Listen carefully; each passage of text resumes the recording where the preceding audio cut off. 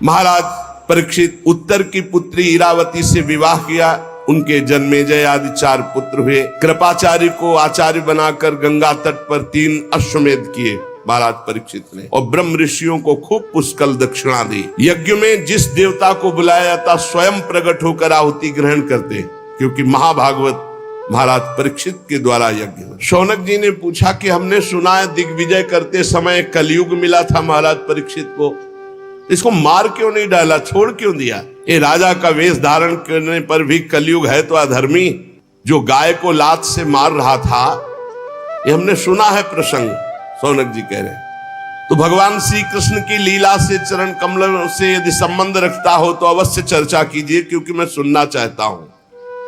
दूसरी व्यर्थ की बातों से क्या लाभ, उनसे तो समय व्यर्थ नष्ट होता है।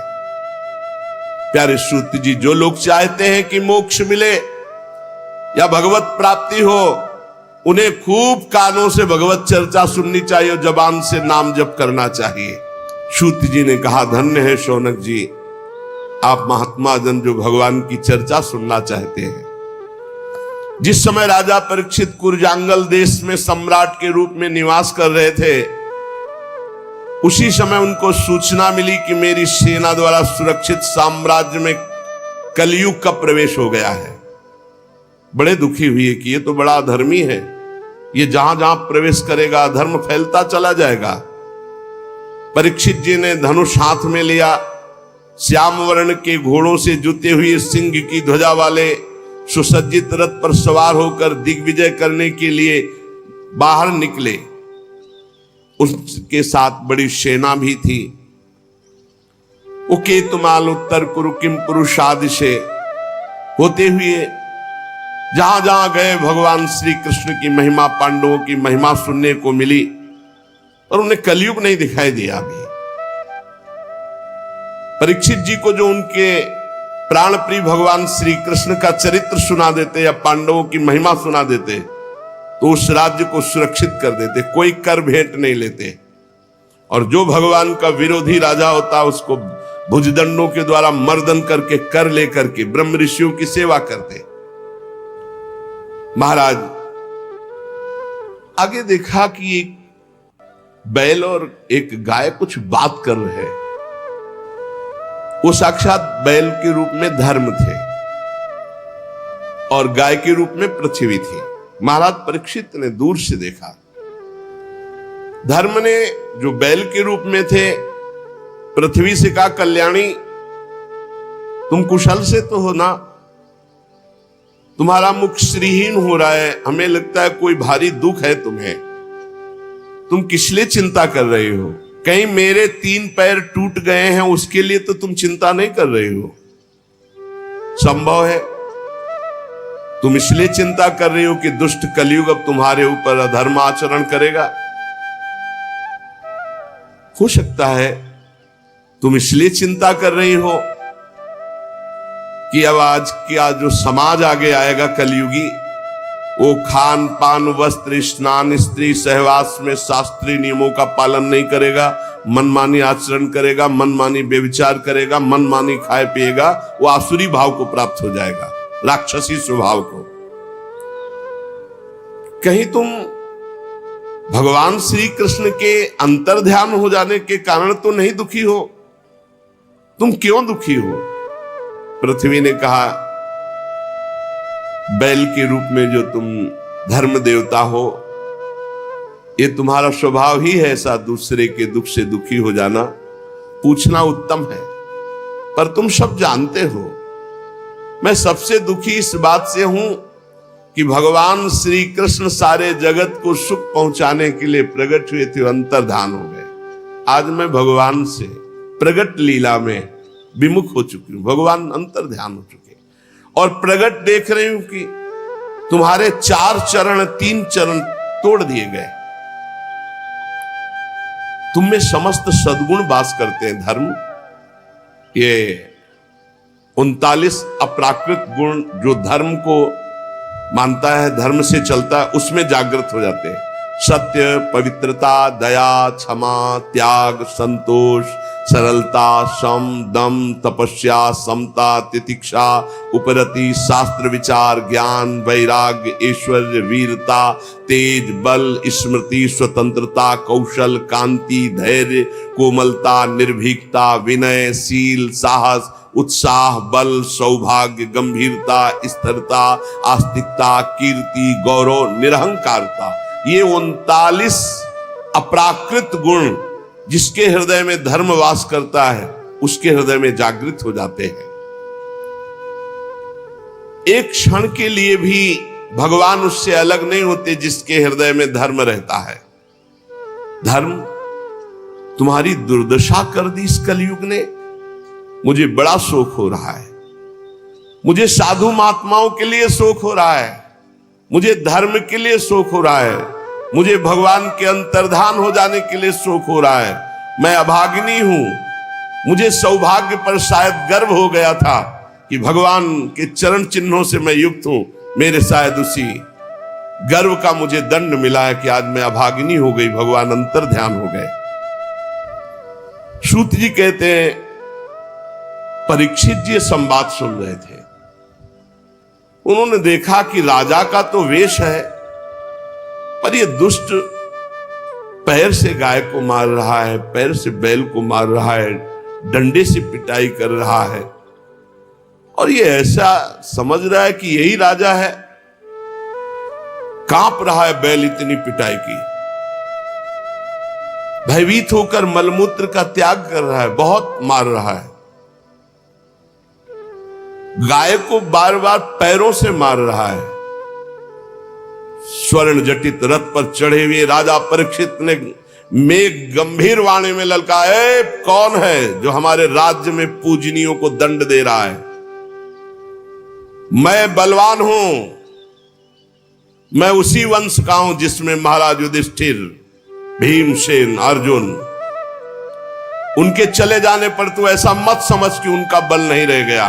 तू कौन है जो मेरा भय नहीं मान रहा और गाय और बैल को दंड दे रहा है? अरे भेष तो तूने नट की भांति राजा का बना रखा है, आचरण पाप और अधर्म के कर रहा है। मेरे दादा अर्जुन के अंतर्ध्यान हो जाने पर तू क्या समझता है तेरे पर कोई प्रहार करने वाला नहीं? देख मैं तुझे अभी दंड देता हूं। उन्होंने, परीक्षित जी ने बैल से पूछा, कमल लाल के समान आप श्वेत वर्ण है, 3 पैर आपके इसने तोड़ दिए, फिर भी एक पैर से आप टिके हुए हो। आप बैल नहीं हो सकते क्योंकि बैल में इतनी सामर्थ्य नहीं। आप कौन देवता हैं? अभी ये भूमंडल कुरवंशी नरपतियों के बाहुबल से सुरक्षित है। मैंने अभी तक अधर्म नहीं देखा, आपके साथ केवल देखा है। और ये आंसू बहाती हुई गाय ये क्यों शोक कर रही? और ये कौन है जो निर्भय होकर तुम पर प्रहार कर रहा है? मैं दुष्टों का दंड देने वाला हूं। देवी, मेरे राज्य में कोई दीन को, धर्म को तनिक भी कष्ट पहुंचाए तो मेरी कीर्ति, आयु, ऐश्वर्य, परलोक सब नष्ट हो जाए। मेरा परम धर्म है, उसे मैं जानता हूं। सुरभिनंदन, आप 4 पैर वाले हैं, 3 पैर आपके तोड़ दिए। आप कौन हैं? आपका कल्याण हो, आप बताइए। अगर कोई देवता भी होगा तो मैं उसकी बाजूबंद सहित भुजा काट डालूंगा यदि आपको कष्ट दे। आप निश्चित निर्भय हो जाइए और परिचय बताइए कि आप कौन हैं और आपको दुख देने वाला है कौन है। धर्म ने कहा, राजन देखो, धर्म कभी किसी का दोष वर्णन नहीं करता, साक्षात धर्म बोल रहे। धर्म ने कहा, राजन आप महाराज पांडु के वंशज हैं, आपका इस प्रकार आश्वासन देना आपके योग्य है, क्योंकि आपके पूर्वजों के श्रेष्ठ गुणों ने भगवान श्री कृष्ण को उनका सारथी और दूत तक बना दिया। शास्त्रों के विभिन्न वचन, इसलिए मैं निर्णय करके नहीं बता सकता कि मुझे दंड कौन दे रहा है, क्योंकि जिस शास्त्रों का वर्णन है कि द्वैत है ही नहीं कोई दूसरा, तो फिर दुख का कारण क्या हो सकता है? अज्ञान ही तो है, दूसरा कोई है नहीं, द्वैत है ही नहीं। कोई प्रारब्ध को दुख मानते हैं तो उसमें प्रारब्ध भी तो अपने कर्म के द्वारा बनता है। कोई कोई स्वभाव को मानते हैं तो स्वभाव भी तो अपना ही होता है, और कोई कोई ईश्वर को दुख का कारण मानते हैं। तो ईश्वर कैसे दुख दे सकता है, क्योंकि अपना कर्म ही दुख देता है। इसलिए मैं बताने में असमर्थ हूं कि कौन मुझे दुख दे रहा है। आप अपनी बुद्धि से निर्णय कर लीजिए कि मुझे कौन दुख दे रहा है। ये बात सुनकर के बहुत प्रसन्न हुए परीक्षित और समझ गए। परीक्षित ने कहा, मैं जान गया तुम बैल नहीं हो, तुम साक्षात धर्म हो, क्योंकि धर्म कभी किसी को दोषी नहीं ठहराता। अवश्य भगवान धर्म का मैं साक्षात वृषभ के रूप में दर्शन पा रहा हूं। आप अपने को दुख देने वाले का नाम इसलिए नहीं बता रहे हैं, ध्यान देना, कि जो पापी पाप करता है, पाप करने के कारण नरक प्राप्त होता है, वही उस पापी की पाप चर्चा करने वाले को मिलता है। यह धर्म का सिद्धांत है। इसीलिए जब कोई प्रश्न करता है तो उसको ही कहते, सब में भगवत भावना करो, अपना भोगेगा, तुम उसकी निंदा मत करो। तुम तो करत जे अनसहन निंदक तीनों पे अनुग्रह कियो, क्योंकि धर्म है, भगवत मार्ग है। सिद्धांत निश्चित है कि मन और वाणी से किसी की निंदा नहीं की जाती। तो आप धर्म है, इसीलिए आपने निंदा नहीं की और कहा खुद विचार लीजिए कि कौन मुझे कष्ट दे रहा है। लेकिन महाराज, आपके तो 4 चरण हैं, तपः शौचम दया सत्यमिति पादा कृतिकता, तपस्या पवित्रता दया और सत्य, ये 4 चरण हैं। अधर्म के अंश गर्व आसक्ति और मद से 3 चरण नष्ट हो चुके हैं।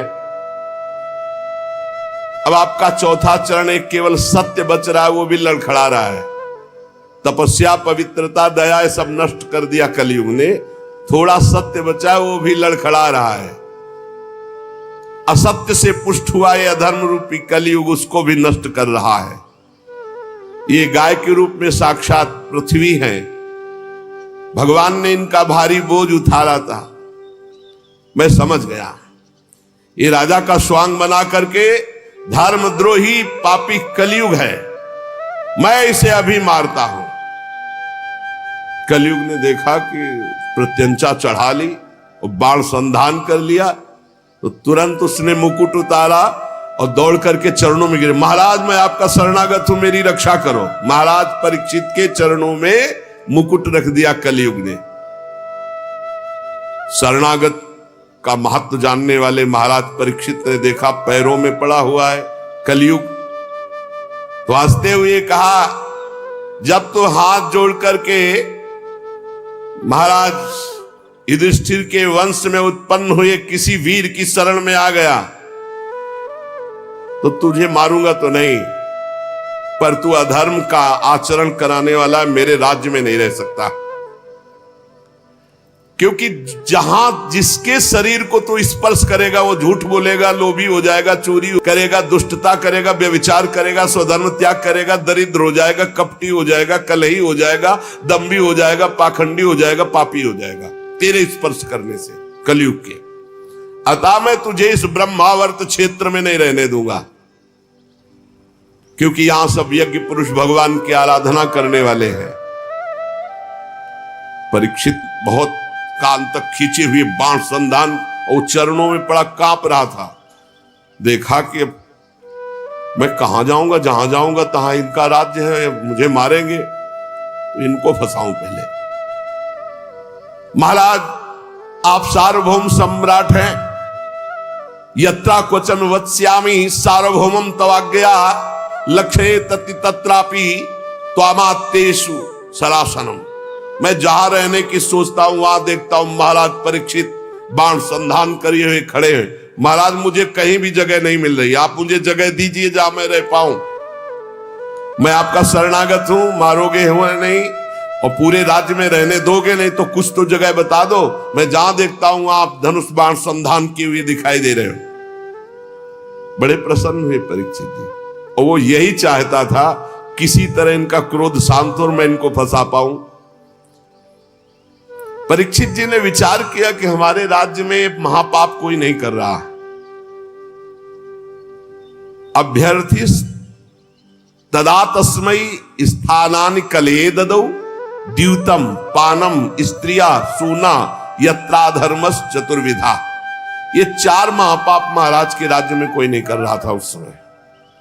मदिरा नहीं पीना, जुआ नहीं खेलना महाराज परीक्षित के राज्य में, और पर स्त्री का सहवास नहीं करना, और किसी की हिंसा करके मांस नहीं खाना। ये 4 बातें। तो सोचा ये प्राय हमारे राज्य में है नहीं, तो इसके रहने के लिए स्थान दे दिया 4। शराब पीने वाले, पराई स्त्री के प्रति काम भाव रखने वाले, जुआ खेलने वाले और हिंसा करके मांस खाने वालों की बुद्धि में कलयुग का वास हो। और जहां कलयुग का वास है, लोभ, झूठ, चोरी, दुष्टता, स्वधर्म त्याग, व्यभिचार, दरिद्रता, कपट, कलह, दम, दूसरे पाप सब बढ़ते चले जाएंगे। मतलब घोर पाप कराता है जिसकी बुद्धि में। तो समझ लीजिए, मदिरापान, मांस भक्षण, परस्त्री गमन, जुआ खेलना, ये 4 स्थान महाराज परीक्षित ने कलयुग को दिए। और उन्होंने कहा महाराज आप तो ये सब कूड़ा करकट दे दिए, और आपके राज्य में ऐसे है नहीं, मुझे डर लगता। कोई एक तो स्थान महाराज हम पर दया करो, कोई एक स्थान तो थोड़ा। महाराज परीक्षित विचार करने लगे और कहा हमारे राज्य में कोई चोरी भी नहीं कर, तो जो स्वर्ण की चोरी करे उस पर।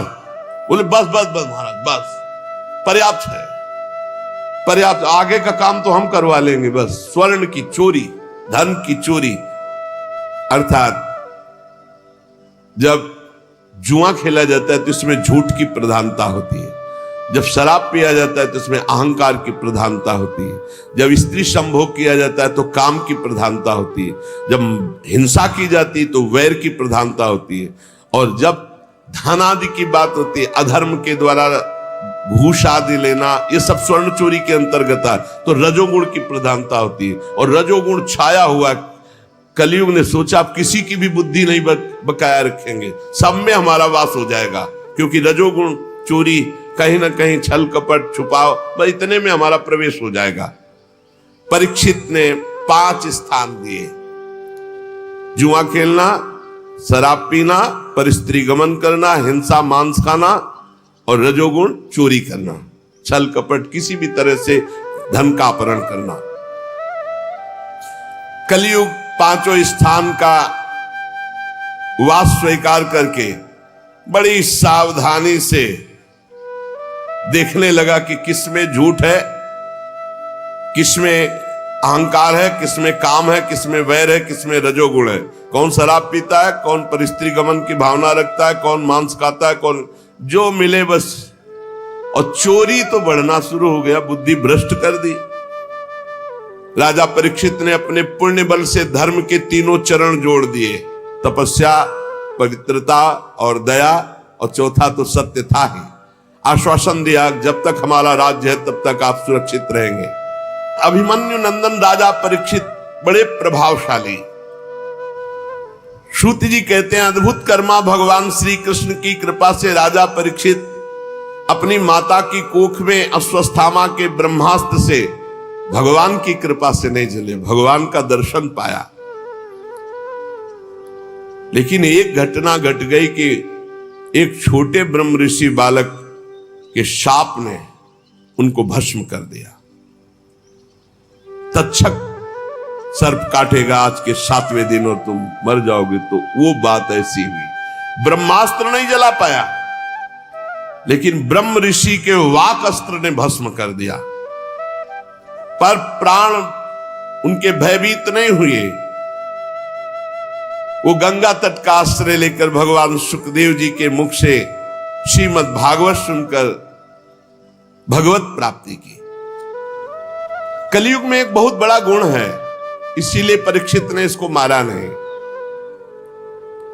इसमें मन से पाप करने पर कोई दंड नहीं मिलेगा। अन्य युगों में मन से भी मानसिक पाप का भी दंड मिलता था। इसमें जब तक शरीर से कर्म नहीं बनेगा तब तक उसका पाप दंड नहीं मिलेगा, और पुण्य तो मन से करने पर लाभ में प्राप्त हो जाएगा। जैसे चलते हैं, कल जो है वृंदावन की परिक्रमा लगा, अचानक कोई घटना घटी, कोई ऐसा आप नहीं कर पाए तो आपको मिलेगा। कलयुग का एक बहुत बड़ा प्रताप कि इसका मानसिक संकल्प से पुण्य कर्म तो प्राप्त हो जाता है, लेकिन पाप कर्म का फल नहीं मिलता। गोस्वामी जी ने भी लिखा है, कलिकर एक पुनीत प्रतापा, मानस पुण्य होए और नहीं पापा। तो यहां कह रहे बड़ा भारी इसमें लाभ है। अगर मानसिक पाप का फल मिलता तो हमें लगता है कि नरक ही मिलता और कोई रास्ता ही नहीं रहता, क्योंकि मन तो गंदी गंदी बातें सोचता रहता है। परंतु पाप कर्म तभी लागू होगा जब शरीर से क्रिया होगी, संकल्प मात्र से नहीं। और ये कलयुग प्रमादी लोगों पर ज्यादा आक्रमण करता है, जो समय व्यर्थ करते हैं। नाम जप करो, भगवत लीला गायन करो। कभी कहां कलयुग है, कहां इस समय कलयुग है? जब भगवत चर्चा सुन रहे, भगवत नाम कीर्तन, भगवत भजन, तो अब बैठ के इधर उधर भोगों का चिंतन करोगे, गंदी बातों का। तो भगवान श्री कृष्ण चंद्रजू के चरण कमलों का मादक मधुर मधु संतों के संग से प्राप्त होता है। इसीलिए भगवत प्रेमी भक्तों के लव मात्र के सत्संग के समान ना स्वर्ग है ना मोक्ष है, फिर तुच्छ इन मृत्यु लोक के भोगों की तो बात ही क्या। महाराज, हम भगवान श्री कृष्ण की लीलाओं से भरे हुए पावन चरित्र को सुनना चाहते हैं। सूत जी ने कहा, अहो आप महात्माओं के संग से आज मेरा जन्म धन्य हो गया, क्योंकि जब महापुरुषों से बातचीत करने का अवसर मिल जाता है तो सारे पाप नष्ट हो जाते हैं, हृदय पवित्र हो जाता है बातचीत मात्र से। वास्तव में अनंत भगवान की हम पर बड़ी कृपा है, जो आप 88,000 ऋषि बैठकर भगवत चर्चा सुन रहे हैं और बार बार प्रश्न करते हैं भगवान की लीला कथा का। भगवान के गुणों की क्षमता भी जब कोई नहीं कर सकता तो उनसे बढ़कर कोई हो ही कैसे सकता है। उनके गुणों की विशेषता समझाने के लिए इतना कह देना पर्याप्त है कि लक्ष्मी जी अपने को प्राप्त करने की इच्छा से प्रार्थना करने वाले ब्रह्मादि देवताओं को छोड़कर भगवान के ना चाहने पर भी उनके चरण कमलों की रच का सेवन करती है। ब्रह्मा जी ने भगवान के चरणों का प्रक्षालन करने के लिए जो जल समर्पित किया, वही जल गंगा जी के रूप में आज त्रिभुवन को पावन कर रहा है और भगवान देवादिदेव महादेव अपने माथे पर उसे धारण किए हुए हैं। ऐसी अवस्था में त्रिभुवन में श्री कृष्ण के अतिरिक्त भगवान शब्द का दूसरा और क्या अर्थ हो सकता है? सूत जी कहते हैं, जिनके प्रेम को प्राप्त करके धीर पुरुष बिना किसी हिचक के देह के आदि की दृढ़ आसक्ति को छोड़ देते हैं, उन परमहंसों के स्वामी, परमहंसों की प्रिय आत्मा भगवान श्री कृष्ण की आराधना के सिवा हम किसकी आराधना करें? ऋषियों, जैसे पक्षी अपनी शक्ति के अनुसार आकाश में उड़ते हैं, वैसे ही विद्वान लोग अपनी अपनी बुद्धि के अनुसार भगवान के लीला चरित्रों का गायन करते, पर पार कोई नहीं पा सकता। एक दिन की बात है कि राजा परीक्षित धनुष लेकर वन में शिकार खेलने के लिए निकले। यह शिकार मांस भक्षण के लिए नहीं होता था, ये उन पशुओं का शिकार होता था जो रोगी पशु होते थे, जिनसे संकल्प सैनिक और व्यवस्था चक्रवर्ती सम्राट है, कोई साधारण आदमी थोड़ी है कि धनुष बाण उठाया और शिकार को चल दिए। पूरा वैभव, बड़े बड़े सरोवर, बड़े हुक्म कर देते तो कौन सी बात थी जो वहां पूर्ण ना हो जाती। लेकिन सबको छोड़कर अकेले एक ऋषि के आश्रम में चल चले, रोक दिया सबको, ऋषि के आश्रम में गए। देखा वहां शांत भाव, शरीर देह भाव से ऊपर उठे हुए समाधि में स्थित महापुरुष, जिनके इंद्रिय प्राण मन बुद्धि सब ब्रह्माकार है, प्राण भी संचलित नहीं हो रहे, शांत ब्रह्म में स्थित ऐसी समाधि, जड़ की तरह, ठूठ की तरह एकदम। बस जागृत स्वप्न सुषुप्ति तीनों अवस्थाओं से ऊपर तुरी पद में स्थित महापुरुष, जटाएं बिखरी हुई है, कृष्ण मृग चर्म नीचे धारण किए। परीक्षित जी वहां गए और कहा, मैं प्यासा हूं, सुनो मेरा गला सूख रहा है, पानी पिलाओ। कभी ऐसा नहीं, ब्रह्म ऋषि के आश्रम में ऐसा आदेश चक्रवर्ती सम्राट होते, कभी ऐसा नहीं। ताज उतार करके वहां में मरा हुआ सर्प, समीक ऋषि नाम उनका जो समाधिस्थ है, और वो दूसरे ऋषि कुमार गए और श्रृंगी ऋषि से कहा कि बड़ी बड़ी बातें खेल में मारता था, मैं आज तेरे पिता के गले में मरा हुआ सांप डाल दिया, चक्रवर्ती सम्राट परीक्षित ने दुर्व्यवहार किया, अपमान किया, भला कुछ कर ले तू। श्रृंगी ऋषि ने कहा सत्य सत्य, स्नान कर रहे थे, अभी बालक थे, सत्य, उनका पक्का त्रिकाल सत्य, ऐसा ही किया है महाराज परीक्षित ने। था उन्होंने कहा हो अधर्मा पालानाम पीमनाम बलिभुजामिव स्वामिन्यघम यद दासानाम द्वारपानाम सुनामिव। ये चक्रवर्ती सम्राट कहलाने वाला ये उच्छिष्ट भोजी कौआ इतना संड मुसंड हो गया कि हम ब्रह्म ऋषियों की मर्यादा को भंग कर रहा है। ये हमारा दास होकर दरवाजे पर रहना चाहिए, घर में जाकर स्वामी का अपमान करने का अधिकार इसको किसने दिया? ब्रह्म ऋषियों के सामने सब झुकते हैं, सब सेवक है, इसे द्वार पर खड़े रहना चाहिए था। ये घर में घुस करके ऐसा अपराध कैसे कर दिया? क्या समझता है? भगवान श्री कृष्ण परमधाम चले गए तो कोई शासन करने वाला नहीं।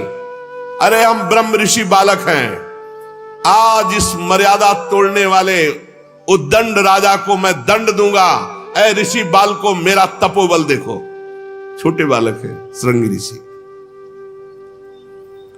तुरंत आचमन किया, लाल लाल आंखें क्रोध से, और ऋषि कुमार ने कौशिकी नदी का जल लिया और वाणी रूपी वज्र का प्रयोग किया। एक कुलांगार परीक्षित, वहां है नहीं, मेरे पिता कभी अपमान के योग्य नहीं। समीक ऋषि जो समाधि अवस्था को प्राप्त है, तूने उनका अपमान किया और समझता है कि तुझे कोई दंड नहीं दे सकता। तो सुन, मैं सत्य तुझे दंड दे रहा हूं वाणी का। आज के 7वें दिन भयानक विषधर सर्प जो तक्षक है वो आएगा और तुझे डसेगा और तेरी मृत्यु होगी, कोई तुझे नहीं बचा पाएगा।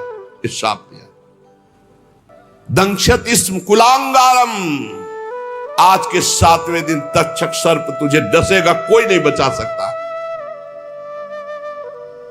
इसके बाद साप देने के बाद भागते हुए आए और देखा पिता के गले में मरा हुआ सर्प हटाया और पिता से लिपट कर रोने लगे। जब बहुत हिलाया डुलाया, रो रहे हैं, धीरे धीरे धीरे धीरे उनकी वृत्ति वाह्य दशा को प्राप्त हुई। आंख खोली और पूछा, बेटा तुम क्यों रो रहे हो? ब्रह्म ऋषि के बालक हो, ऐसे कैसे रुदन कर रहे हो? तो उनका पिताजी वो राजा परीक्षित आए थे, वो तो बड़े कड़वे शब्दों में बोल रहे हैं, और उसने आपका अपमान करते हुए मरा हुआ सर्प आपके गले में डाला, और मैंने उसको आज दंड दे दिया है कि 7 दिन में तक्षक सर्प 7वें दिन आएगा और तुझे डसेगा, तू मर जाएगा। अरे ये क्या किया तूने? इतने बड़े धर्म से युक्त धार्मिक राजा को ऐसा दंड दिया जाता है? नहीं नहीं, तू बालक है, मूर्ख है, तूने बड़ा पाप कर दिया। समीक ऋषि ने कहा। परीक्षित कहीं प्रणाम न नमस्कार, ऊपर से मरा हुआ सर्प, ये मेरी बुद्धि को क्या हो गया? और मैंने दोष दर्शन किया कि ये पाखंड कर रहे, नाटक कर रहे, समाधि, ये कैसे हो गया?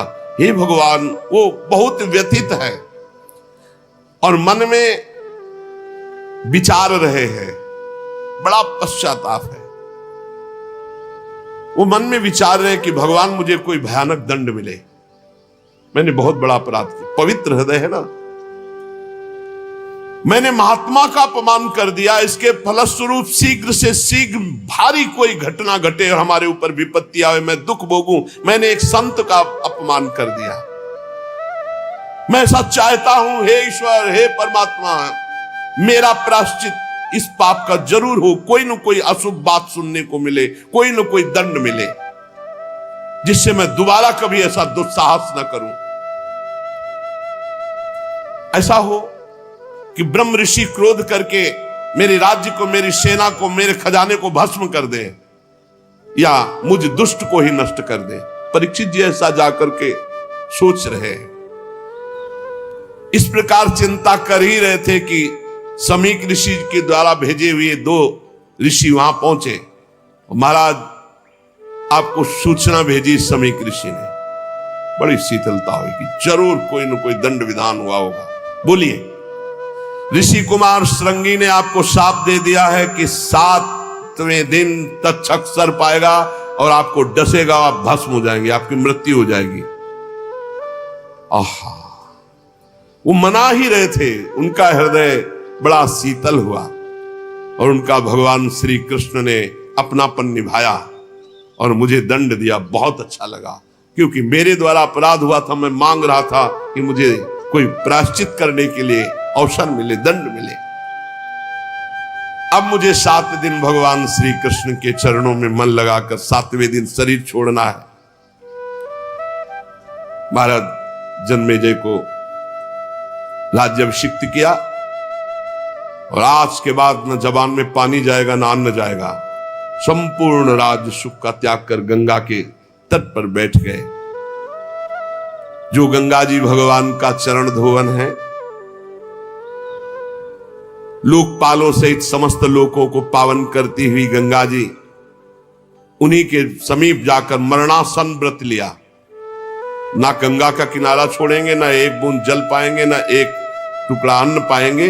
पूरा राज्य का मोह, परिवार का मोह, शरीर का मोह त्याग दिया। जो ही बड़े बड़े ब्रह्म ऋषियों में चर्चा फैली कि परीक्षित जी को ऐसा साप, और परीक्षित जी अनशन आमरण व्रत लेकर गंगा तट पर बैठ गए हैं, तो बड़े बड़े ऋषि मुनि वहां आने लगे। देखो ये भगवान की कृपा पात्र पर कैसी कृपा होती है।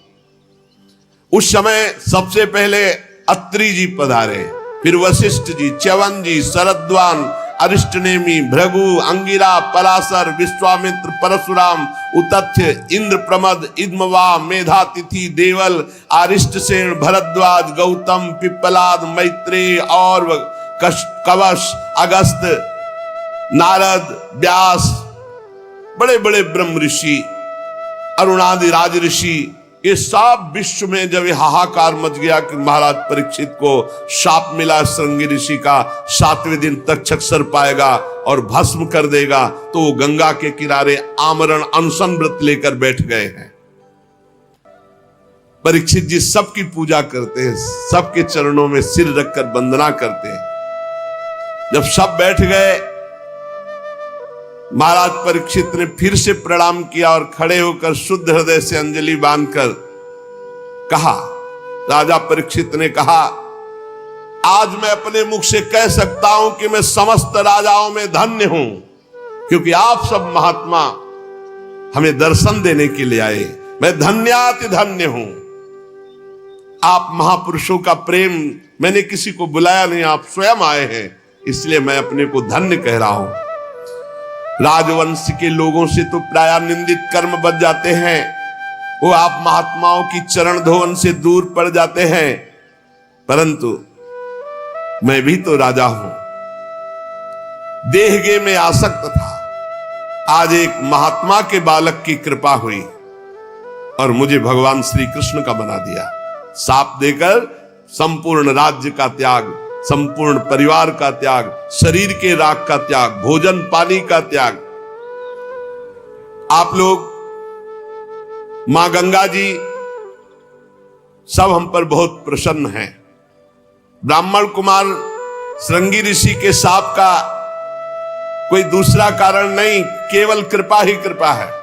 मुझे कृपा दिखाई दे रही, मुझे कोई डर नहीं, कोई परवाह नहीं, क्योंकि आप सब संतों ने घेर लिया आकर। आप बड़े कृपालु हैं। मैं सब महात्माओं से यही प्रार्थना करता हूं कि मेरा बार बार जन्म हो और मेरे अपने श्री कृष्ण में प्रेम हो। सबसे आशीर्वाद ये चाहता हूं कि बार बार जन्म हो और भगवान श्री कृष्ण में प्रेम हो। महाराज परीक्षित परम धीरवान, दृढ़ निश्चय करके गंगा जी के तट पर पूर्वाग्र को शाक करके उत्तरमुख होकर बैठ गए।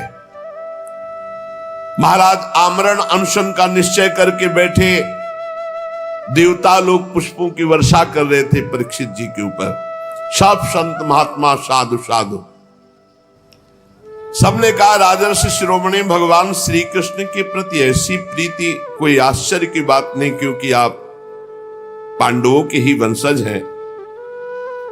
आपने एक क्षण में शरीर संबंधी भोग, शरीर संबंधी राज, शरीर संबंधी रिश्ते नाते सबका त्याग कर दिया। धन्य हैं आप। अब हम भी तब तक यहीं रहेंगे जब तक आपका परम धाम गमन नहीं होगा। ऋषियों ने कहा, जब तक आप भगवत धाम नहीं जाएंगे हम सब ऋषि यहीं बैठे रहेंगे 7 दिन 7 रात। ऋषियों के वचन सुनकर राजा परीक्षित ने उन फिर मुनियों का अभिनंदन किया और ऋषियों से प्रार्थना की कि आप सब ओर से पधारे हुए ब्रह्म ऋषि हैं, सत्यलोक में रहने वाले मूर्तिमान वेदों के समान आप हैं। आप लोगों का हम पर बड़ा अनुग्रह है। आपका लोक परलोक में कोई स्वार्थ नहीं है।